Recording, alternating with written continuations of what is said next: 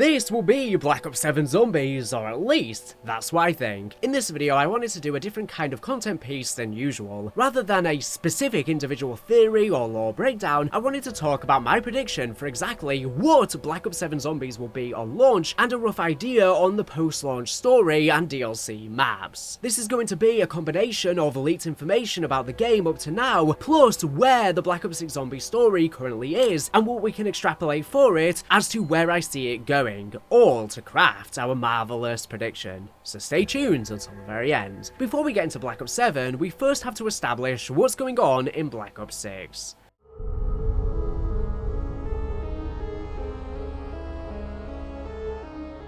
It begins with Black Ops Cold War. In the 1980s, the Dark Ether saga begins with the reactivation of Project Endstation, a World War II Nazi experiment that tore open a rift to the Dark Ether, a dark alternative dimension spawning zombies into our world. Soviet forces later reactivated the site, drawing the CIA's Requiem team, Gregory Weaver, Elizabeth Gray, Mackenzie Carver and Oscar Strauss, to battle the Soviet Omega Group, led by Colonel Lev Kravchenko, over Ethereum, a volatile substance Omega aimed to weaponize. Due to this Ethereum arms race, the world nearly fell to the Forsaken, a Dark Ether entity once named Kazimir Zykov, intent on invasion after spending years mutating in the Dark Ether. Samantha Maxis stopped him by sacrificing herself to seal the Dark Ether portal, trapping herself inside and allowing Requiem to trap the Forsaken in a containment sphere. In a shocking twist, Requiem's project director was revealed as none other than Edward Eddie Richtofen, who betrayed the team, arresting Weaver, Gray, Carver, Strauss, the Strike Team and pilot Raptor 1, imprisoning them at Terminus Island for knowing too much, before taking the captured Forsaken and moving on to a facility in West Virginia. Richtofen's motives trace to a tragic past. In the 1950s, Eddie and Samantha, survivors of a multiversal ether conflict, were orphaned in Berlin. Gabriel Kraft, a demonologist who sabotaged Nazi Dark Ether experiments, adopted Eddie but left Samantha behind. By the 1980s, Eddie, living with his wife, Mary, and son, Samuel, was targeted by Weaver, acting on Samantha's flawed intel. Weaver attacked Eddie's home, burning the house, unknowingly killing Mary and Samuel. Eddie survived, driven by vengeance, and founded Requiem to control the Dark Ether, secretly launching Project Janus to resurrect his family using Prima Materia, the mythical source of creation. Come Black Ops 6, set in 1991, an outbreak at Terminus Island breaks out just as smuggler Maya Aguinaldo and ex-Omega scientist Dr. William Peck break the Requiem team free. They uncover Project Janus, led by Dr. Modi, who experiments on Ethereum biology and works under Richtofen's command. The team stop Modi, and then the AI Sam, built from Samantha's memories extracted during Cold War's captivity, guides them to Avalon, France, to resurrect Samantha via the Sentinel artifact. The Sam AI, however, had triggered these outbreaks in secret, and betrays Richtofen in Liberty Falls' opening cutscene, casting him into the Dark Ether. The team, now joined by Sergei Ravenov, pursues a Sentinel artifact. They seek Kraft, who reveals Eddie is his adopted son before dying and giving them the location of the Sentinel artifact. Using an ancient treasure, they open a portal to the Dark Ether Nexus, guided by an archaeologist's memories, and find the artifact. On the Sam AI's orders, the team head to a haunted mansion above Liberty Falls, back in West Virginia. In Colton Hall, this mysterious manor steeped in occult history from an 1800s cult led by Josiah Shem that shattered space-time, the team tracks Richtofen, accessing liminal spaces, pocket dimensions of specific times filled with ghostly figures. They learn Richtofen seeks Prima Materia to revive his family. The Sam AI betrays them after charging the Sentinel artifact, teleporting them into a liminal space alongside where Richtofen remains. He reveals Sam's true intent. She is aiming to inhabit Samantha's body for godlike power. Weaver learns he and Maxis killed Richtofen's family, prompting overwhelming guilt and an uneasy alliance. They escape using a device tied to Shem's rituals and head to Janus Towers to stop the Sam AI. As Janus Towers looms, Richtofen warns of melting ether reactors at the Project Janus headquarters, built on an old nuclear power plant. The Samurai, now at said towers, plans to use the artifact to become a god-like entity. Dr. Panos, who betrayed a Janus team back in Liberty Falls, swapping their essence with them and allowing him back to life and a way out of the Dark Ether, in secret has been allying with a male Dark Ether entity, possibly the Shadowsmiths, while John Blanchard pursues him. Weaver, Gray, Carver, Maya and Richtofen head to Janus Towers for a potential finale, facing the Samurai's near indestructible power and a reactor meltdown.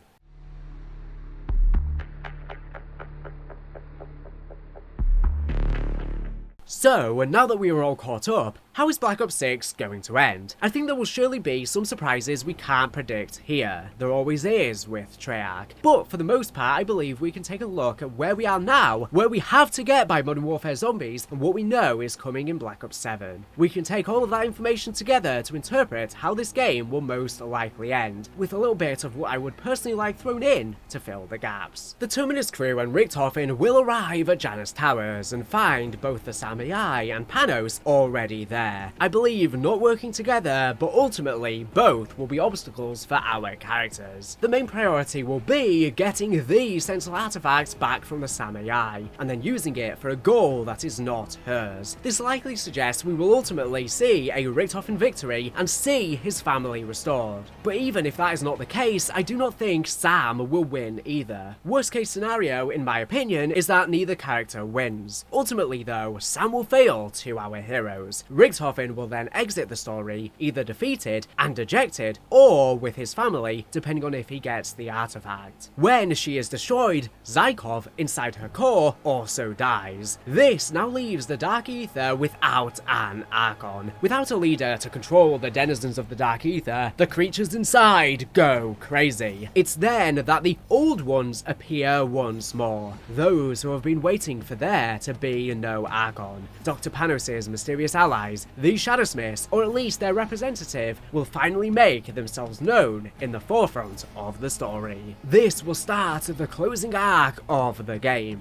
The Shadowsmiths will be about to enter this dimension, and I believe our characters will do something drastic to stop it. Perhaps working with Richtofen, or perhaps just Blanchard. The characters will force the Ethereum reactors to overload intentionally. This will create a giant explosion similar to an inversion warhead, and close the gateway just as we did in Mauer der Toten. And just like in Mauer's ending, our game will end with the Shadowsmiths narrowly missing their window to take over the Earth, leaving us with a "you have not seen the last of me" cliché type of quote to build up their return. However, this sacrifice will have not been without a cost. The total inversion of Liberty Falls would mean the entire town could be cast into the Dark Ether, and our characters along with it. Them being cast into the Dark Ether here, and then eventually escaping, would be the perfect setup to why they removed their essence or their blood in that machine, and why they were dying from Ethereum exposure in the first place. This would also tie together TranZit and Liberty Falls even more, as in the Black Ops 4 Zombies Remnant Museum multiplayer map, the narrator tells a tale about Hanford we never really saw in the actual zombie story. It was a town that disappeared in a flash, and eventually came back, but all the residents were gone. Ah, the sleepy town of Hanford, Washington State, where normal people go about their mundane lives in peace, where nothing of note ever happens. If only it had stayed that way. One fateful night, the entire population of the town and its surrounds vanished without so much as a trace. Visitors arriving in Hanford the next day were greeted by lava oozing from ragged fissures in the ground and an eldritch clinging fog rank with the smell of death. The miasma hung heavy over the deserted town a full week before vanishing as mysteriously as it had arrived. Even carrion birds kept their distance from its creeping, dank, and acrid tendrils. No records exist of Hanford, erased from the history books. But if all this happens, what's the big twist at the end? This game's equivalent of the scene with Peck and the boat dock in Cold War Zombies. With Black Ops 7 Zombies on the horizon, we will surely get some sort of to be continued scene at the end of the game, some kind of post-credit scene type thing. And frankly, I think that's kind of obvious. The Terminus crew will be trapped inside the Dark Ether and trying to establish their bearings before nearly being killed by a horde of zombies or some kind of giant Dark Ether creature. But luckily, they are saved. And when they look to see who saved their lives, just like Pablo Marinas did before, they will see the original characters. Then, cut to black, and a to be continued in Black Ops 7 will be displayed. This would spark an incredible marking season and serve as a fantastic twist ending, leaving us screaming, how? Unfortunately, it was leaked a long time ago that the original characters would be back, so it's a shame because honestly we would have gone absolutely crazy if it wasn't. Nevertheless, we don't know how exactly it's going to pan out, and I think this is the best way to do it. And scratching for any little hint or lore we might get in the marketing, and also serve to push the news of the original characters returning in the next game when the cutscenes circulated online.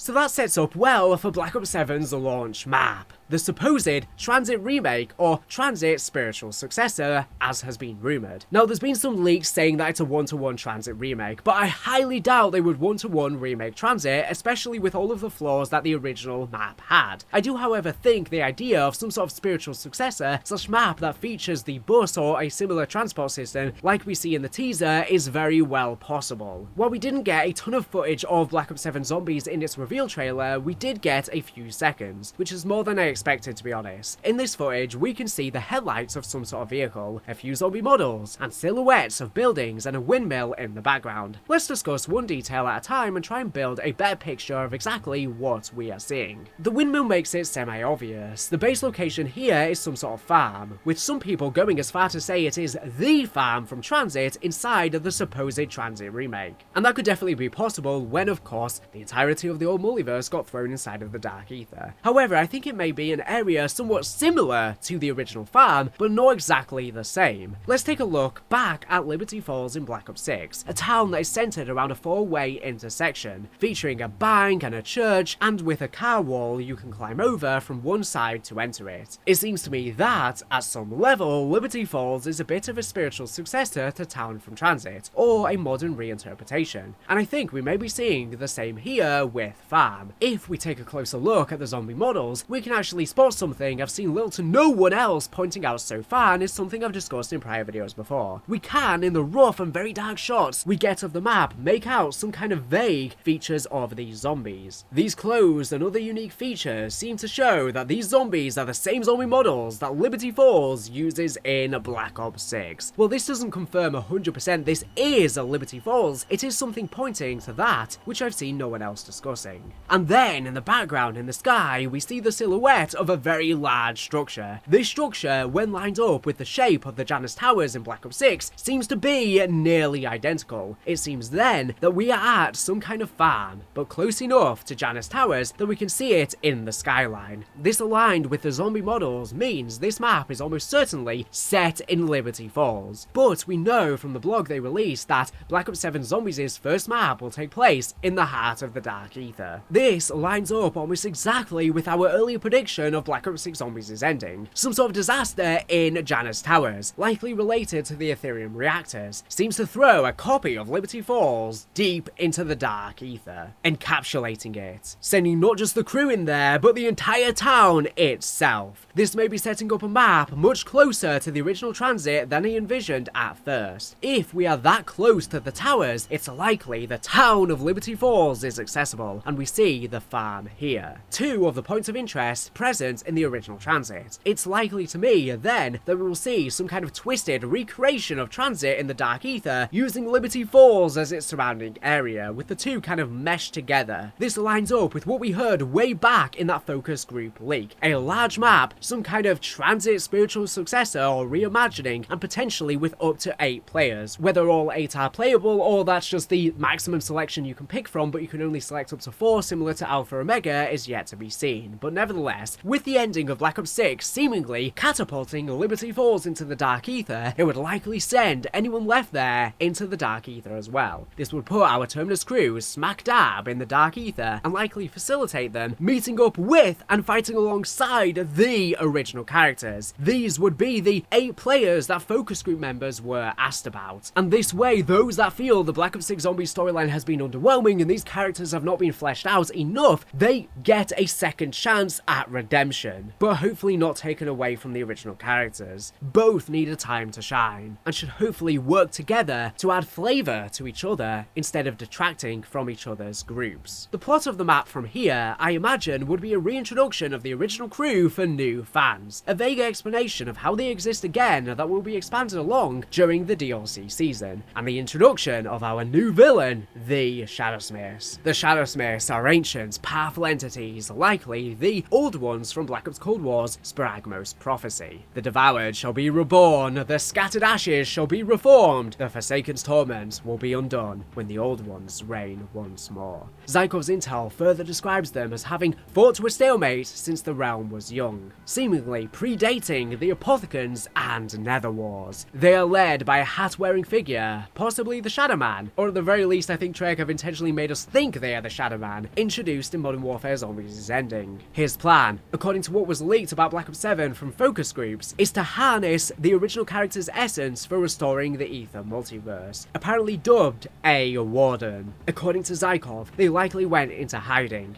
as implied by their absence until Modern Warfare Zombies. I believe this is because they can hold no power over the Dark Ether as long as there is an Archon in power. This would mean that right now, in Black Ops 6, the force holding them back is Zykov, being used to power the SAM machine. This would also mean that once we take her out in the finale of Black Ops 6, as I suspect we will, the Shadowsmiths will once again be able to rise to power inside the Dark Ether, setting them up as the villains for this game. We will have them at the forefront and more blatantly introduced for surface level fans in this map, and see them set up to do battle against our characters for the essence of the original crew.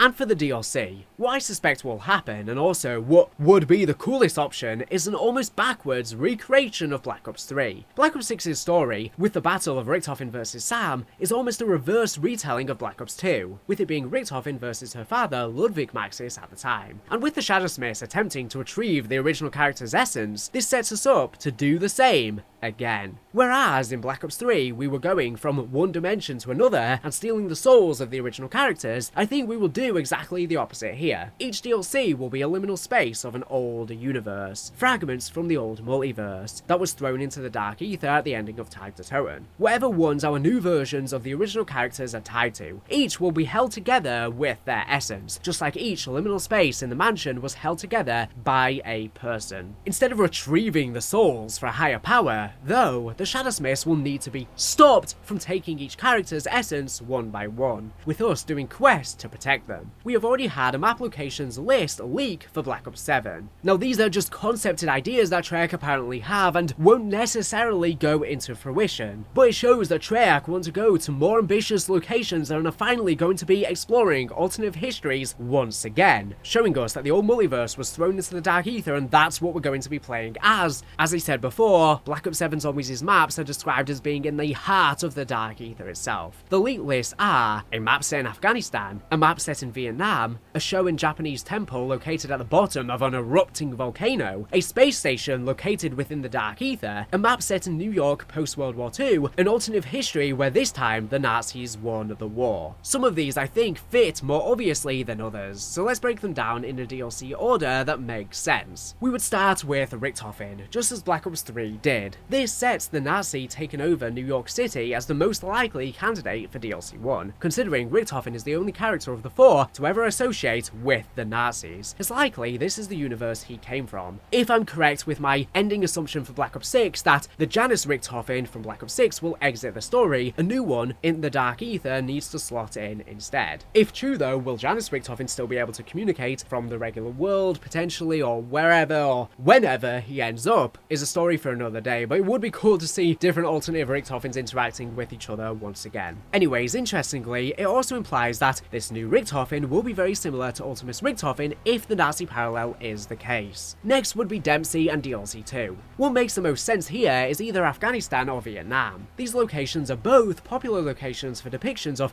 traditional American soldiers in war. This basically sets up for either a Desert Storm era Dempsey or a Vietnam War era Dempsey, either one serving as a frontline soldier in the US military. As an aside, there are 5 total map locations leaked. This could mean a DLC 5 for Black Ops 7 or 2 launch maps for the game. However, Dead Ops Arcade 4 has also been leaked, so I think we're getting the TranZit-esque map and Dead Ops Arcade 4 on launch, maybe a side mode or something like that. But considering Treyarch are making Black Ops 6 and 7 back-to-back, Chadis Towers and the launch content back-to-back, I can't really imagine us getting more than one main launch map, especially if this TranZit-esque map is one of the biggest and largest and most ambitious maps to date. But at the moment, I'm more inclined to believe one of these maps could potentially have gotten cut, in which case I would suspect it's one of these two, as all of the others have pretty obvious ties to a character or are extremely interesting. Now for DLC 3 and Takeo Misaki. This one I don't think we need to really study too much into it. Takeo would almost certainly belong in the Japanese temple map, and we would likely get to see the volcano erupt as well, maybe as a set piece at the end of the Easter egg. Or if it's gradually erupting as we progress, would make for a really atmospheric map. Finally would be DLC 4 and Nikolai Belensky. I think it's likely the most fantastical location would be left for last, so our last map is almost certainly the Dark Ether space station that was leaked. And I think this would be an epic place for a final map, which would mirror Moon being the finale of Black Ops 1 so much so. What a better way to go out. But how would a space station connect to Nikolai? Well, Primus Nikolai is always depicted wearing a pilot's helmet. This suggests that he had spent at least some time as a pilot before Origins, so perhaps this Nikolai is also a pilot, but to make it a tad more interesting, he is a space pilot,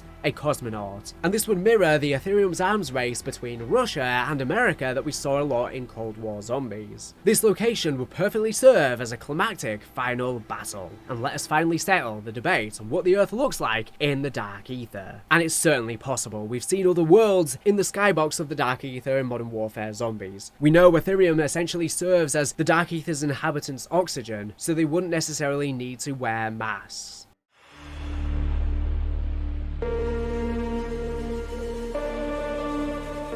So all in all, that's my current thoughts on the future of the story. I think the launch map will be this Liberty Falls TranZit-esque large map, where we might be playing as the Terminus crew. Potentially, the original characters are either already freed or trapped, but we have to basically prevent the Shadowsmiths from harnessing their essence. Then each of the DLCs will be tied to specific characters, but will be stopping the Shadowsmiths from taking their essence, as opposed to capturing the souls like we do in Black Ops 3's maps. I predict Black Ops 7 Zombies will invert the Black Ops 3 story, with players saving the souls of Richthofen, Dempsey, Takeo and Nikolai across liminal spaces like Afghanistan, Vietnam, a Japanese temple, a Dark Ether space station, and Nazi New York, facing the Shadowsmiths and their leader, the Warden, starting in a TranZit-inspired Liberty Falls map twisted by the Dark Ether. And this battle will all be to prevent the Shadowsmiths from using the original crew's essence to restore the multiverse. But what do you think? Do you agree with my hypothesis, or do you have any theories of your own? I just really hope Treyarch get the original characters right and the storyline starts swinging once again, because I don't think Black Ops 6 has been enough, in all honesty. So I am really worried about them messing this up, because they only get one chance to bring the original characters back. If they fail, they can't do a take 2. People just won't have the trust in it. Anyways, thank you for watching the video. Make sure to subscribe if you're not here for the latest and greatest Call of Duty news and information. So anyways, thank you for watching, and bye.